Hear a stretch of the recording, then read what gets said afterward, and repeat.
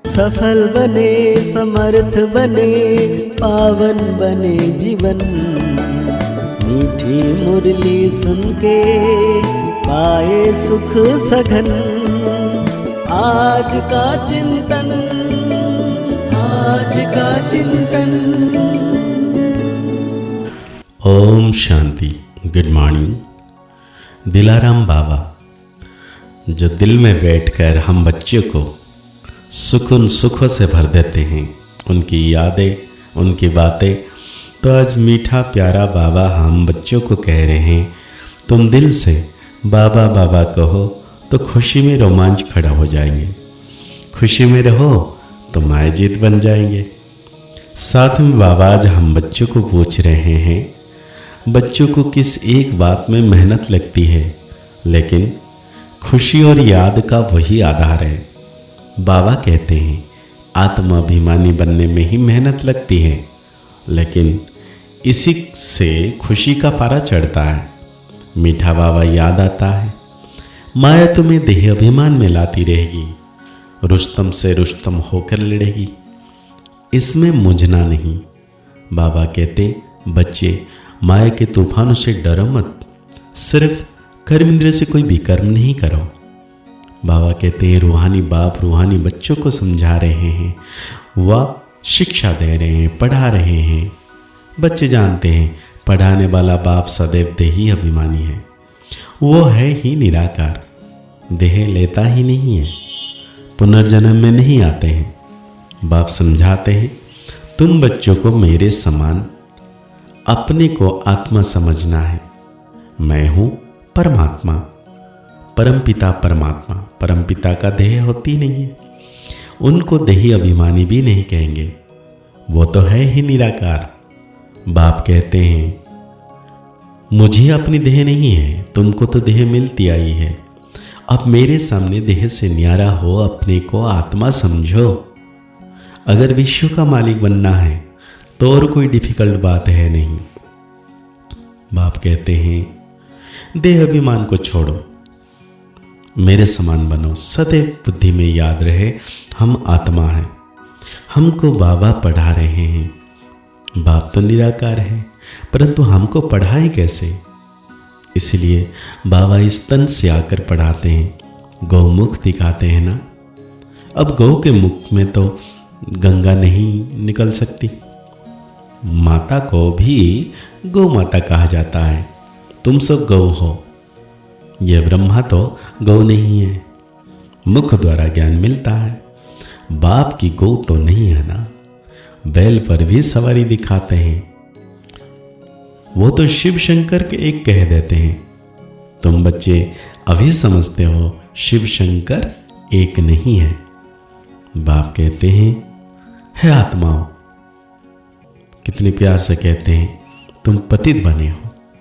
वह शरीर को पतित समझ गंगा में स्नान करने जाते हैं, आत्मा को तो वह निर्लभ समझ लेते हैं। बाप समझाते हैं मूल बात है ही आत्मा की। कहते भी हैं पाप आत्मा पुण्य आत्मा, यह अक्षर अच्छी रीति याद करो। समझना और समझाना है, तुम कोई भाषण आदि करना है। बाप तो गांव गांव में गली गली में नहीं जाएंगे, तुम घर घर में यह चित्र रख दो। 84 का चक्र कैसे फिरता है, सीढ़ी में बड़ा क्लियर है। अब आप कहते हैं स्वतः प्रधान बनो, अपने घर जाना है। पवित्र बनने बिगड़ तो घर जाएंगे नहीं, यही फुरना लगा रहे। बहुत बच्चे लिखते हैं बाबा हमको बहुत तूफान आते हैं, मनसा में बहुत खराब ख्याल आते हैं, आगे नहीं आते थे। बाप कहते हैं तुम ये ख्याल नहीं करो, आगे कोई तुम युद्ध के मैदान में थोड़ी थे, अभी तुमको बाप की याद में रहे माया पर जीत पानी है। ये घड़ी घड़ी याद करते रहो, गांठ बांध लो। जैसे माताएं गांठ बांध लेती है, पुरुष लोग फिर नोटबुक में लिखते हैं। तुम्हारा तो ये वेज अच्छी निशानी है, हम प्रिंस बनते हैं, यह है बिगर टू प्रिंस बनने की गॉडली यूनिवर्सिटी। बाबा कहते हैं तुम प्रिंस थे ना। बाबा कहते हैं सतो प्रधान भक्ति फिर सतो रजो तमो भक्ति होती है। जब प्रिंस थे अभी क्या हो गया भक्ति कर करके, अभी तो देखो मिट्टी पत्थर आदि सब की करते हैं। यह सब है अंधश्रद्धा। इस समय तुम संगम पर बैठे हो, ये उल्टा झाड़ है ना, ऊपर में है बीज। बाप कहते हैं इस समय मनुष्य सृष्टि का बीज रास्ता में हूं। अभी नई दुनिया की स्थापना कर रहे हैं, सैपलिंग लगाते हैं। झाड़ के पुराने पत्ते झड़ जाते हैं, नए नए पत्ते निकलते हैं। अभी बाप देवी देवता धर्म की स्थापना कर रहे हैं। बहुत पत्ते हैं जो मिक्स हो गए हैं, अपने को हिंदू कहलाते हैं। वास्तव में हिंदू है ही आदि सनातन देवी देवता धर्म वाले। हिंदुस्तान का वास्तव में नाम ही है भारत, जहां देवताएं रहते थे, और किसी देश का नाम नहीं बदलता। इनका नाम बदल दिया है, हिंदुस्तान कह देते हैं। बौद्धि लोग ऐसे नहीं कहेंगे कि हमारा धर्म जापानी व चीनी है, वो तो अपने धर्म को बौद्धि ही कहेंगे। तुम्हारे में कोई भी अपने को आदि सनातन देवी देवता धर्म का नहीं कह सकते। अगर कोई कहे तो बोलो वो धर्म कब और किसने स्थापना किया, कुछ भी बता नहीं सकेंगे।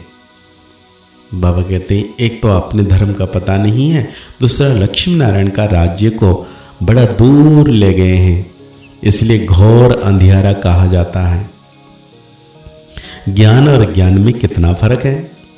ज्ञान सागर है ही एक शिव बाबा, तो इसीलिए शिव बाबा को याद करो तो भी कर्म विनाश होंगे।